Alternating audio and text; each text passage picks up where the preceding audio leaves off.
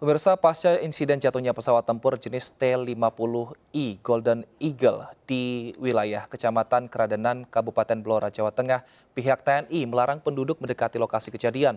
Namun seorang warga yang berada di sekitar lokasi mengaku melihat bekas darah di serpihan pesawat.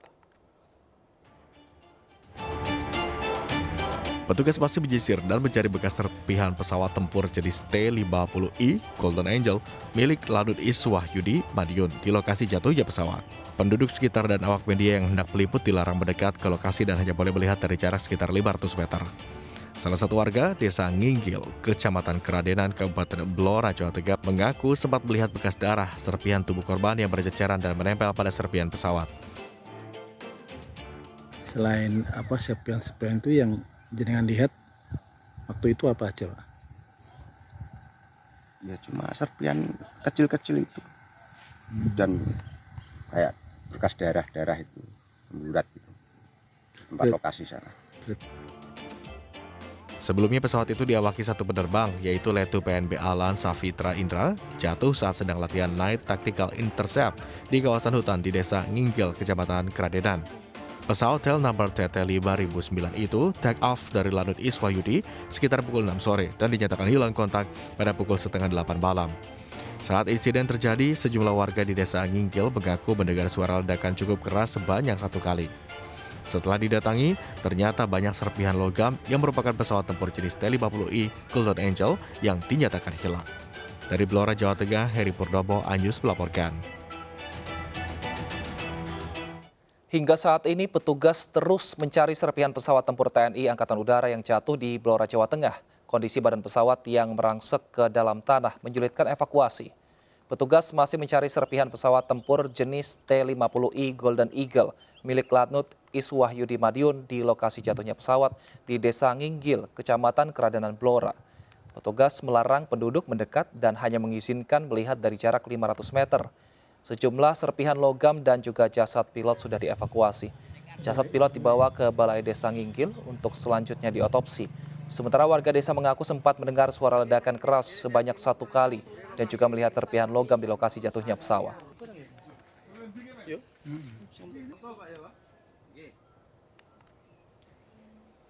Pesawat latih tempur milik TNI Angkatan Udara jatuh di wilayah pegunungan Desa Nginggil, Kecamatan Keradenan Blora, Jawa Tengah pada Senin malam. Pesawat jatuh berasal dari Skadron Udara 15 Lanut Iswahyudi Madiun. Pesawat TNI T-50I Golden Eagle ini berawak 1 dan sang pilot dikabarkan meninggal dunia. Insiden ini menjadi pertanyaan warga terkait keamanan dan juga pembaruan alutsista Indonesia. Kita akan bahas lebih dalam bersama dengan Ketua DPP Partai Perindo Bidang Hankam dan juga Keamanan Siber, Susaning Tias Kertopati. Selamat sore, Ibu Nuning. Selamat sore, Mas Wilson. Baik, Ibu Nuning, ini ada kekhawatiran warga di mana ternyata alutsista kita entah itu karena teknisnya atau human error, ini ternyata ada kecelakaan. Apa yang harus diconcernkan di sini, Ibu? Iya, sebelumnya saya turut berduka cita atas gugurnya Letnan Penerbang Alan Safitra yang gugur pada saat jatuhnya pesawat di Blora. Kebetulan Blora itu adalah mantan dapil saya, jadi saya sangat sedih sekali ya. Saya tahu medannya.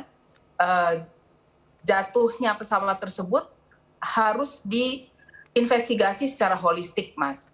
Jadi ini bukan masalah tidak baru dan teknis, ini bisa menjadi embrio bagi modernisasi alutsista. Ketika kita bicara modernisasi alutsista, tentunya juga banyak pertimbangan. Ada politik anggaran di DPR yang harus dipenuhi, sehingga bisa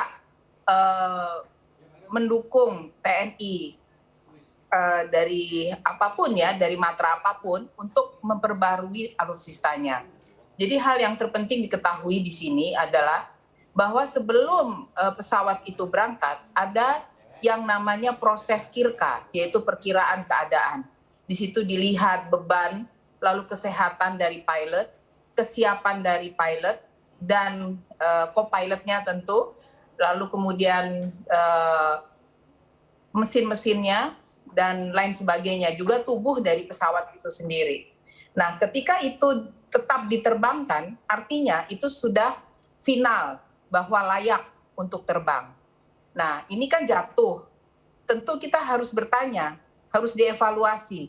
Adakah itu masalah human error, kesehatan pilot, kelebihan beban, atau cuaca buruk, atau perawatan yang tidak paripurna. Jadi kalau kita bicara soal alutsista, itu tentu kita tidak bicara soal usia saja, tetapi juga bagaimana perawatannya. Walaupun sebuah alutsista itu sudah bisa dikatakan uzur ya, tetapi kalau perawatannya baik, maka juga itu masih dapat digunakan. Jadi kita harus tahu dulu bagaimana dalam hal pengadaan alutsista ini. Juga alutsista itu juga harus disesuaikan dengan medan. Medan di Indonesia seperti apa. Hendaknya modernisasi alutsista dalam tubuh TNI jangan asal beli sesuai dengan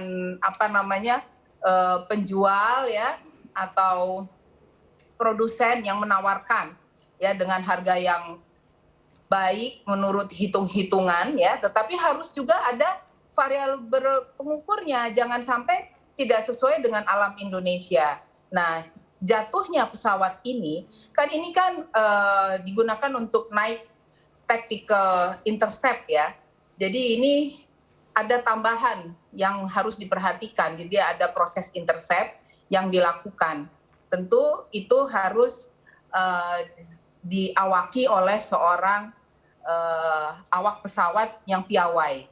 Nah, ini harus dipertanyakan juga, adakah penerbang mengalami gangguan kesehatan ya, ataukah juga ada hal yang belum diketahui dalam melaksanakan tugasnya untuk mengawaki pesawat. Itu Baik. juga perlu diketahui ya.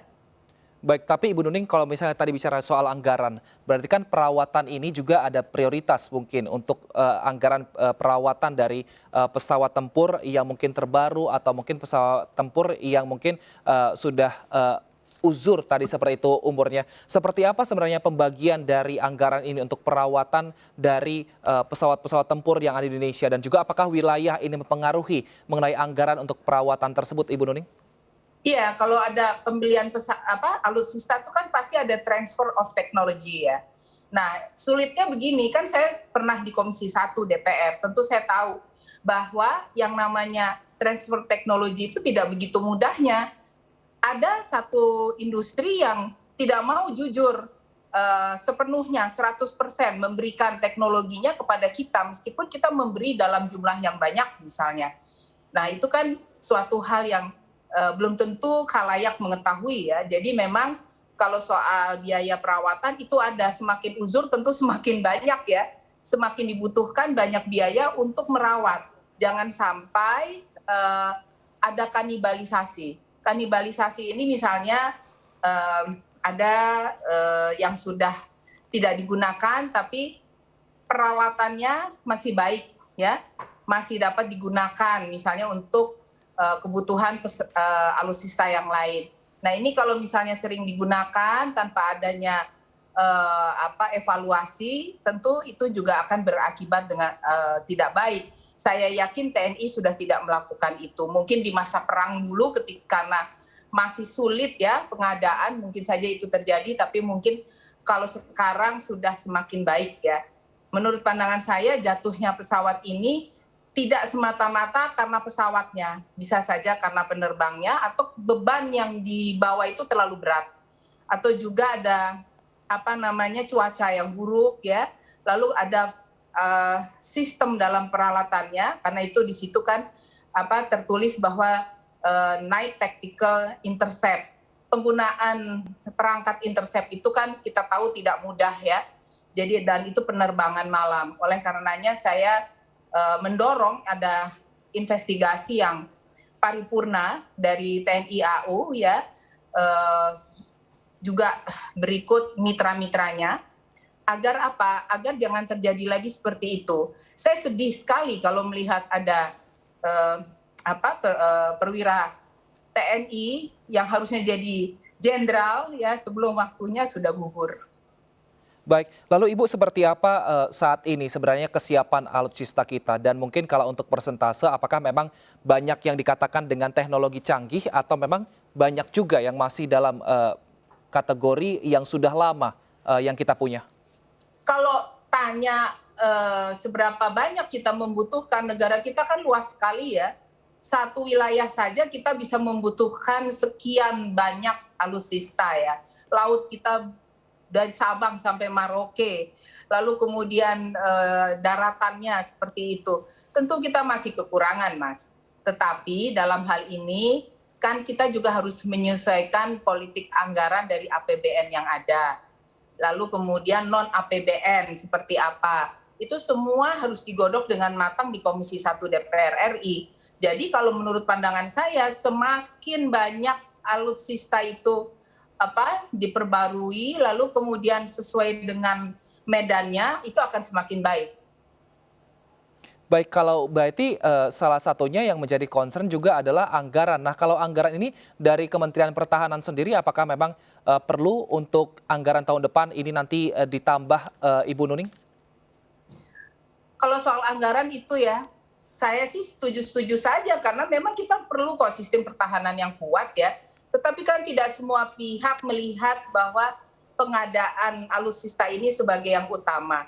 Kadang ada yang menganggap apple to apple dengan pembelian pangan dan lain sebagainya. Sebenarnya itu harus dipisahkan.